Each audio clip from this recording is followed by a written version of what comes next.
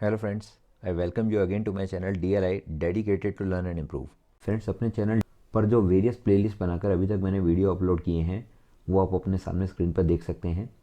अगर आप चाहें तो स्क्रीन को पॉज करके वीडियो के टॉपिक्स पढ़ सकते हैं और जो भी वीडियोज़ इनमें से आपके इंटरेस्ट का है उसको जाकर आप प्लेलिस्ट के थ्रू देख सकते हैं। फ्रेंड्स, अपने लास्ट वीडियो में मैंने एक्सप्लेन किया था कि क्रेडिट कार्ड कंपनीज कैसे अर्न करते हैं और किन लोगों को क्रेडिट कार्ड लेना चाहिए, किन लोगों को नहीं लेना चाहिए, और मैंने मल्टीपल क्रेडिट कार्ड रखने के एडवांटेजेस एंड डिसएडवांटेजेस भी डिस्कस किए थे।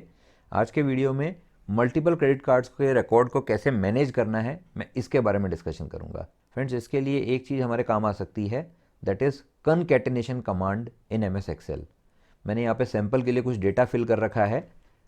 मैं बता देता हूँ एक्सेल में कनकैटिनेशन होता क्या है और उसके बाद उसको अपने क्रेडिट कार्ड का रिकॉर्ड मेंटेन करने के लिए हम कैसे यूज़ कर सकते हैं, मैं उसकी बात करूँगा। थोड़ा सा बेसिक डेटा इसमें फिल कर लेते हैं।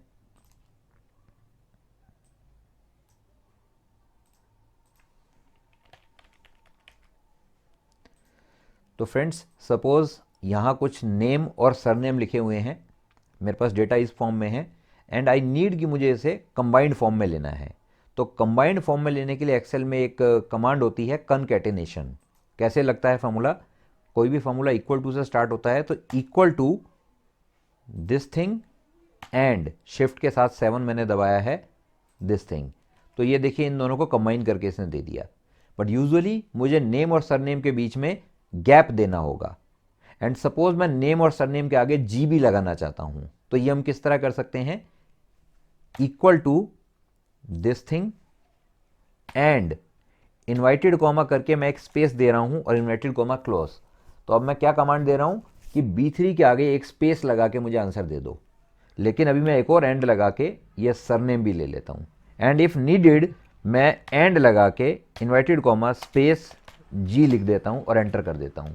तो देखिए BXG, नेम सरनेम जी, इस तरह से नाम आ गया। और अगर मैं इसको ड्रैग कर दूंगा तो यही फार्मूला नीचे कॉपी हो जाएगा। यहां ओनली जी इसलिए आ रहा है क्योंकि ये ले रहा है B6 and this thing and G, तो ये दोनों खाली हैं तो इसने सिर्फ जी ले लिया। फार्मूला आप यहां सामने देख पा रहे हैं फार्मूला बार में। तो ये कनकैटिनेशन की कमांड है जो कि कुछ सेल्स का रिजल्ट एक सिंगल सेल में देने के लिए इस्तेमाल की जाती है। अब यूजिंग दिस कैसे हम क्रेडिट कार्ड का रिकॉर्ड मेंटेन कर सकते हैं, आइए हम नेक्स्ट शीट में देखते हैं। यहां मैंने कुछ डेटा प्रीफिल ऑलरेडी करके रखा है। मान लीजिए कि मेरे पास मल्टीपल कार्ड्स हैं, ये मैंने कार्ड 1, कार्ड 2, कार्ड 3 इस तरह से नेम दे दिया है और सारा रिकॉर्ड एक ही जगह रखने के लिए मैंने अपना बैंक बैलेंस भी यहाँ शो कर दिया है। तो मान लीजिए मेरे 2 बैंक अकाउंट हैं। पहले अकाउंट में let's say first of this month में मेरे पास 1 लाख रुपए का बैलेंस था। उस 1 लाख में से मैंने 10,000 का एक खर्चा किया और 4290 का एक खर्चा किया, तो ये दोनों मैंने माइनस में शो कर दिए हैं। तो ओवरऑल बैलेंस जो मेरे अकाउंट में एज ऑन डेट है वो मैंने यहाँ लिख दिया है। और ये मैंने कब तक चेक किया हुआ है उसको हम यहाँ एक लिखने की आदत डाल लें तो हमारे पास ध्यान में रहेगा कि इस डेट को इस टाइम तक मेरा बैंक बैलेंस जो था वो इतना था। अगर आपके मल्टीपल अकाउंट हैं तो आप इस तरह ऐड कर सकते हैं, सबका रिकॉर्ड आप इस तरह से एक ही जगह पे मेंटेन कर सकते हैं। Now coming back to credit card का रिकॉर्ड। तो ये मेरा पहला कार्ड है और इसका जो बिल जनरेट होता है मान लीजिए कि 20th को जनरेट होता है। यहां देखिए मैंने कनकैटिनेशन का फॉर्मूला लगा रखा है, इक्वल टू E3 यानी कि 20 एंड इन्वाइटेड कॉमा मैंने क्या लिखा है, .1.2026। तो मान लीजिए बिल 20 जनवरी को जनरेट हुआ था, तो यहां मैंने 20 डेट लिख दी और यहां पर .1.2026 मैंने कनकैटिनेशन का फॉर्मूला लिख के यूज कर लिया। उसके बाद अगर मेरी जनवरी महीने में कुछ ट्रांजेक्शन होंगी तो मैं इसी तरह आगे कर सकता हूं। मान लीजिए मेरी नेक्स्ट ट्रांजेक्शन सीधा हुई 1 फेब को, तो यहां पर मैं क्या करूंगा, equal to E4 and inverted comma मैंने क्या लिखा, .2.2026। ये 2 होने से ये फेब के हिसाब से रिजल्ट दे देगा। इस फॉर्मूले को मैंने नीचे तक ड्रैग कर दिया। अब मान लीजिए कि 1 फेब के बाद मेरी अगली ट्रांजेक्शन होती है 16 फेब को, मैंने 16 लिख के एंटर कर दिया, तो आप देख सकते हैं कि यहाँ पे अपने आप आ गया 16/2/2026। तो जिस भी डेट पे आप ट्रांजेक्शन करें, क्रेडिट कार्ड से होपफुली बहुत ज़्यादा ट्रांजेक्शन आपकी नहीं होती होंगी, तो जब भी आप ट्रांजेक्शन करें तो यहाँ पे सिर्फ डेट की एंट्री कर दें और फॉर्मूले के हिसाब से .2.2026 अपने आप लग जाएगा। तो जो भी आप ट्रांजेक्शन करें वो आप यहाँ पे अमाउंट मेंशन कर दीजिए। तो इतना अमाउंट मेरे कार्ड से डेबिट हुआ है, तो इतना मेरा बिल अमाउंट था जो मैंने कलर कोड कर दिया है। उसके बाद 1 फेब को मैंने 5,000 का ट्रांजेक्शन किया और मान लीजिए मेरा कार्ड मुझे 5% पॉइंट देता है, तो मैंने फॉर्मूला लगा दिया equal to this thing into 5% भी लिख सकते हैं, इनटू 0.05 भी लिख सकते हैं। और ये मैंने किस चीज़ के लिए खर्चा किया, मान लीजिए मैंने कोई फ़ी पे की है तो वो मैंने यहाँ पे मेंशन कर दिया। तो ऐसा करने से मेरे ध्यान में रहेगा कि मैं कहाँ पे कितना खर्चा कर रहा हूँ, कैटेगरीज मेरे सामने मेंशन रहेंगी। तो अगर किसी कैटेगरी में ज़्यादा खर्चा हो रहा है और मुझे लगता है कि मुझे अपने क्रेडिट कार्ड के बिल को कंट्रोल करने की ज़रूरत है, तो जिस कैटेगरी में ज़्यादा खर्चा हो रहा है मैं उसको कंट्रोल कर सकता हूँ।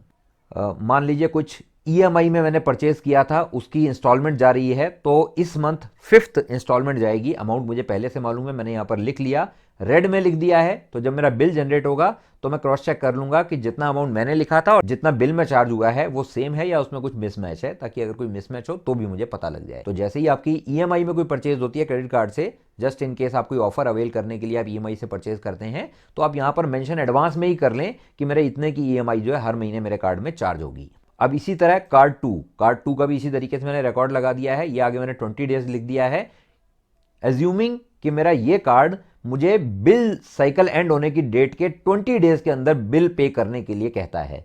तो अगर नंबर ऑफ डेज वेरी करते हैं तो मैं यहाँ पे वेरी लिख दूंगा, तो मुझे ध्यान रहेगा कि 20 जनवरी को बिल जनरेट हुआ और उसको 20 दिन के अंदर मुझे पे करना है।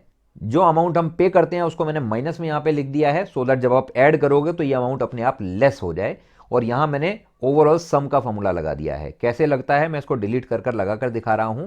इसको सेलेक्ट करते हुए यहां तक का मुझे सम चाहिए था, तो एक सेल एक्स्ट्रा मैं सेलेक्ट करता हूं और ऊपर सिग्मा का साइन है वो मैं लगा देता हूं, तो ये फॉर्मूला लग गया सम का। फॉर्मूला आप यहां पर देख भी पा रहे हैं। मान लीजिए मेरा ये कार्ड ऐसा है जो मुझे हर ट्रांजेक्शन पे 5% देता है कैशबैक, तो मैंने 5% का फॉर्मूला लगा दिया, तो equal to this thing into 5%, तो ये मेरा कैशबैक हो जाएगा। और ये मैंने सिंपल लगाया cashback round down. Round down इसलिए कि वो कंप्लीट रूपी के इक्विवेलेंट कैशबैक आता है। तो मान लीजिए मैंने 699 की पेमेंट की थी, तो पूरा 35 कैशबैक नहीं मिलेगा, 34 मिलेगा, इसलिए मैंने राउंड डाउन का फॉर्मूला लगा दिया है, जो कि आप ऊपर देख सकते हैं। ये बड़ी इनसिग्निफिकेंट सी चीज़ है, आप चाहें तो इसको इग्नोर भी कर सकते हैं। तो एक्चुअल कैशबैक आपका बिलिंग साइकिल एंड होने पर कितना आएगा वो फॉर्मूला लगाने से अपने आप आपका कैलकुलेट हो जाएगा। आप अपने बिल से मैच कर सकते हैं। जब ये फिगर्स आपकी मैच हो जाएं तो आप इस रिकॉर्ड को डिलीट करके इसी शीट को नेक्स्ट मंथ के लिए यूज कर सकते हैं। नेक्स्ट मंथ के लिए क्या रहेगा, मेरा अगला बिल जो है 20 फेब को जनरेट होगा, तो मैं सिंपली क्या करूंगा, यहां पर 1 की जगह पर 2 लिख दूंगा। और ये ट्रांजेक्शन मान लीजिए मेरी फेब के महीने में कोई और होने वाली है, तो मैं यहां लिख दूंगा, जिस भी डेट पे होगी वो डेट मैं यहां पे चेंज कर दूंगा।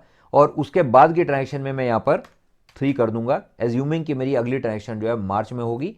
तो इसको मैं डबल क्लिक कर देता हूं, तो ये सेम फॉर्मूला नीचे कॉपी हो जाएगा। तो इट इज दैट इजी। आपके क्रेडिट कार्ड की ट्रांजेक्शन का रिकॉर्ड आपने कब लास्ट चेक किया था वो आप यहां चेक कर सकते हैं। वीकली बेसिस पे, फोर्टनाइटली बेसिस पे, जब भी आपको टाइम मिले तो आप मैच कर लीजिए कि जितनी ट्रांजेक्शन मेरे हिसाब से हुई हैं और जितनी ट्रांजेक्शन मेरे कार्ड की ऐप में बिल्ड दिखा रहा है वो मैच कर रही हैं क्या। If yes then it is fine, अगर नहीं तो आप एक बार चेक कर लीजिए कि कोई ट्रांजेक्शन है जो आपने रिकॉर्ड नहीं की या फिर आपको कहीं पे ओवर चार्ज हुआ है। सिमिलरली आप एज्यूम कर रहे थे कि यहाँ 5% कैशबैक मिलेगा, लेकिन मान लीजिए कि आपको पूरा कैशबैक नहीं मिला ड्यू टू सम एरर। बहुत रेयरली ऐसा हो जाता है कि जितना अमाउंट आप एक्सपेक्ट कर रहे थे किसी टेक्निकल ग्लिच की वजह से उतना कैशबैक आपको नहीं मिला। इन दैट केस आप अपनी क्रेडिट कार्ड कंपनी को टेलीफोनिकली या मेल के थ्रू अप्रोच करके बैलेंस कैशबैक मैनुअली प्रोसेस करवा सकते हैं, if you are maintaining the records, और आपको पता लग जाए कि इतना कैशबैक आना था जो कि नहीं आया है। इसी तरह मान लीजिए मेरा कोई 3rd कार्ड है, 4th कार्ड है, अब सबका रिकॉर्ड इसी तरह से कर सकते हैं। यहां मैंने एग्जांपल लिया है कि मान लीजिए मेरा कार्ड अलग अलग कैटेगरी में अलग अलग कैशबैक दे रहा है, तो मैंने अलग अलग कलर कोडिंग कर दी है। तो मान लीजिए फूड की कैटेगरी में मेरा कार्ड 10% कैशबैक देता है, यूटिलिटी बिल पेमेंट में 10% देता है, कुछ स्पेशल कैटेगरी है जिसमें 25% देता है, यूपीआई पेमेंट में मेरा रुपे कार्ड है तो 1% देता है। तो आप अलग अलग कैशबैक का परसेंटेज यहां लिखकर फॉर्मूले लगा सकते हैं, सो दैट आप ट्रैक में रह पाएंगे टोटल इतना मैंने एक्सपेंडिचर किया है इस बिलिंग साइकिल में और इतना मेरा कैशबैक एक्सपेक्टेड है जो कि मंथ के एंड में रिसीव होगा। अगर वो ना रिसीव हो तो अगर वो डिफरेंस सिग्निफिकेंट है तो आप क्रेडिट कार्ड कंपनी को अप्रोच कर सकते हैं, अगर माइनर्स है तो आप सिंपली उसे इग्नोर कर सकते हैं। फ्रेंड्स, अपार्ट फ्रॉम डिस्काउंट और ऑफर्स जो कार्ड पर मिलती हैं वेरियस साइट्स पर, आपको एक और बेनिफिट मिलता है क्रेडिट कार्ड के थ्रू। वो क्या है, मान लीजिए मुझे अभी कोई ट्रांजैक्शन करनी है और मैं उसको अपने डेबिट कार्ड से करता हूं तो इंस्टेंटली मेरे बैंक से पैसा निकलेगा और वो पे हो जाएगा। लेकिन अगर उस पेमेंट को मैं क्रेडिट कार्ड के थ्रू कर रहा हूं तो जब बिल जनरेट होगा उसके 20 डेज के अंदर अंदर मुझे इस अमाउंट को पे करना है। तब तक वो पैसा मेरे बैंक में पड़ा हुआ है, मैंने वहां से परचेज नहीं किया, मैंने अपने क्रेडिट कार्ड के थ्रू किया और वो पैसा इंटरेस्ट भी अर्न कर रहा है। Just to have an idea, मान लीजिए मेरा बिलिंग साइकिल स्टार्ट होता है 1st ऑफ एवरी मंथ, तो मान लीजिए 1st फेब को मेरे किसी कार्ड का बिलिंग साइकिल स्टार्ट होता है, तो उसका बिल जनरेट होगा 1 मार्च को। तो जिस दिन मेरा बिलिंग साइकिल स्टार्ट हुआ मैंने उसी समय कोई पेमेंट की। मान लीजिए मैं कोई पीरियोडिक पेमेंट मंथली बेसिस पे करता हूं, फॉर एग्जांपल मैं एक स्कूल की फीस मंथली बेसिस पे करता हूं, तो अगर मेरा बिलिंग साइकिल स्टार्ट होते ही मैं उस फी को पे कर दूं तो 1 महीने तक मुझे उसको पे नहीं करना अमाउंट को, क्रेडिट कार्ड कंपनी को, प्लस 20 डेज का टाइम, अराउंड 50 डेज का टाइम मिल जाता है। तो लेट्स से कि 50 डेज तो नहीं, मैं सेफ साइड रहते हुए 45 डेज में बिल को पे कर देता हूं। तो कितना अमाउंट मैं अर्न करूंगा?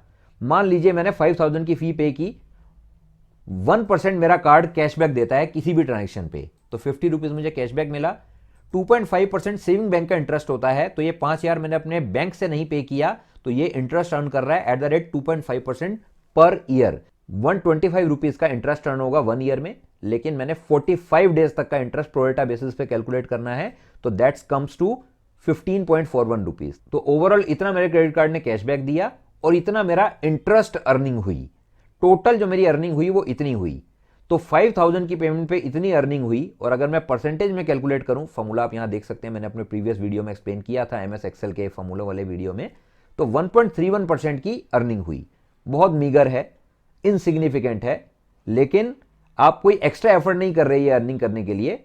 आप सिंपली जो पेमेंट अपने डेबिट कार्ड से करते थे उसी को अब आप अपने क्रेडिट कार्ड से कर रहे हैं, और फाइनली जब आपका क्रेडिट कार्ड का डेट ड्यू है बिल पेमेंट का, उस समय आप उसका बिल पे कर रहे हैं। तो ये तो मैंने 5000 का एग्जांपल लेकर दिखाया। मान लीजिए आप कोई 80,000 की पेमेंट करते हैं, तो यही जो आपकी अर्निंग हो जाती है क्रेडिट कार्ड के थ्रू, दैट इज 1046.458 रुपीज। तो जितना आप एक्सपेंडिचर करेंगे उतना ही आपकी अर्निंग हो जाएगी। ऑफकोर्स इतना कंट्रोल हमारा अपने पर रहना चाहिए कि अगर हमारे पास क्रेडिट कार्ड है तो हम इंपल्सिव एक्सपेंडिचर ना करें। जितना रिक्वायर्ड हो, जितना मैं नॉर्मली डेबिट कार्ड के थ्रू एक्सपेंडिचर करता, अगर मैं उतना ही कंट्रोल करके क्रेडिट कार्ड के थ्रू कर सकता हूं तो ये मुझे कुछ अर्निंग भी दे जाता है। फ्रेंड्स, यहां पे एक चीज मैं और मेंशन करना चाहूंगा, आपके कार्ड्स का टोटल कितना बिल जनरेट हुआ है उसका रिकॉर्ड एक ही जगह पर देखने के लिए आप एक काम कर सकते हैं। मैंने यहां पे एक छोटा सा टेबल बना दिया है कार्ड 1, और इसका टॉप का फॉर्मूला मैंने यहां लिया है। दैट इज मेरे कार्ड 1 का जो बिल जनरेट हुआ है वो मैंने यहां पे रिफ्लेक्ट किया है। कैसे होगा? इक्वल टू करके इसको क्लिक कर दीजिए। अब नेक्स्ट मंथ मेरा बिल जो जनरेट हुआ है वो मान लीजिए 2500 का हुआ है, तो आप यहाँ 2500 कीजिए और देखिए यहाँ भी 2500 ऑटोमेटिकली आ गया, क्योंकि ये कनेक्टेड है। तो इसी तरह हर क्रेडिट कार्ड का जो बिल जनरेट हुआ है उसको मैंने यहाँ पे लिंक कर दिया है, तो उसका मैंने नाम दे दिया टॉप, क्योंकि ये टॉप ट्रांजेक्शन है मेरी टेबल में। इसी तरह बॉटम का मैंने अलग से एक लिंक दे दिया है यहाँ पर, तो मुझे ध्यान रहेगा कि मेरे सारे कार्ड्स का मिलाकर इस मंथ में जो बिल जनरेट हुआ है वो है इतना, और अभी तक जो टोटल ट्रांजैक्शन मैंने की है क्रेडिट कार्ड के थ्रू, यानी जितनी मेरे ऊपर लायबिलिटी है जो मुझे क्रेडिट कार्ड के बिल टोटल पे करने हैं वो इतना है। तो ये मेरे बैंक बैलेंस का स्टेटमेंट है सामने, और ये मेरी financial liability through credit card का स्टेटमेंट है सामने। तो हर समय मैं ट्रैक पर रख सकता हूं कि कितना मेरा बैंक बैलेंस है और कितना खर्चा मैं कर चुका हूं। फ्रेंड्स, एक चीज मैं यहां पर और बताना चाहूंगा, ये एक्सेल शीट आपका फाइनेंशियल रिकॉर्ड मैनेज कर रही है, तो इट वुड बी गुड अगर आप इसमें एक पासवर्ड लगा कर रखें। वर्ड, एक्सेल, पावर पॉइंट तीनों में पासवर्ड लगाने का एक ही तरीका होता है। वो क्या है? मैं ऊपर फाइल मेनू में जाऊंगा, तो मैं फाइल पर क्लिक करता हूं। फाइल पर क्लिक करने पर मैं यहां पर जाता हूं इन्फो में, और इन्फो में यहां पर एक ऑप्शन आती है प्रोटेक्ट वर्कबुक। इसमें एक ऑप्शन आती है एनक्रिप्ट विद पासवर्ड। यहां पर मैं एक पासवर्ड लगा देता हूं ASDF, कुछ भी लगा दिया मैंने। इसको मैं ओके करूंगा तो री एंटर करने के लिए कहेगा, क्योंकि आपने पहले टाइप किया था जो आपको दिख नहीं रहा था क्या टाइप हो रहा है। तो मान लीजिए कुछ एरर हो गई हो, तो आपका फाइल का पासवर्ड कहीं गलती से आपने कुछ और टाइप कर दिया और आपको पता भी ना लगा, तो उसको अवॉइड करने के लिए 2 बार टाइप करवाता है। तो मैंने सेम पासवर्ड 2 बार टाइप किया, ओके कर दिया। बस अब मैं इस फाइल को क्लोज करके सेव करूंगा तो इसमें पासवर्ड लग जाएगा। जब भी इस फाइल को अब मैं दोबारा ओपन करूंगा तो ये मुझसे पासवर्ड मांगेगा। पासवर्ड हटाने के लिए भी यही तरीका है। अभी मैं इसको क्लोज करता हूं फाइल को। अब इस फाइल को मैं दोबारा ओपन कर रहा हूं तो ये मुझसे पासवर्ड मांग रहा है। मैंने पासवर्ड फिल कर दिया। पासवर्ड फिल करने के बाद अब मुझे लगता है कि मेरे लिए इरिटेटिंग है, बार बार मैं पासवर्ड क्यों लगाऊं। तो मैं क्या करूंगा, सिंपली फाइल में अगेन इन्फो में जाऊंगा, प्रोटेक्ट वर्कबुक में जाऊंगा, एनक्रिप्ट विद पासवर्ड दबाऊंगा। ये जो पासवर्ड है इसको अब मैं डिलीट करके सेव कर दूंगा, या अगर मुझे पासवर्ड चेंज करना है तो या कुछ और पासवर्ड मैं यहाँ पे टाइप कर दूंगा। ओके करके इस फाइल को क्लोज करके सेव कर दूंगा। अब इस फाइल को देखिए मैंने डबल क्लिक किया और ये डायरेक्ट ही ओपन हो गई। तो अब इसका पासवर्ड हट चुका है। तो friends, that was all about how to manage record of all your credit cards in a single sheet. I hope you like this video. Thank you so much for watching.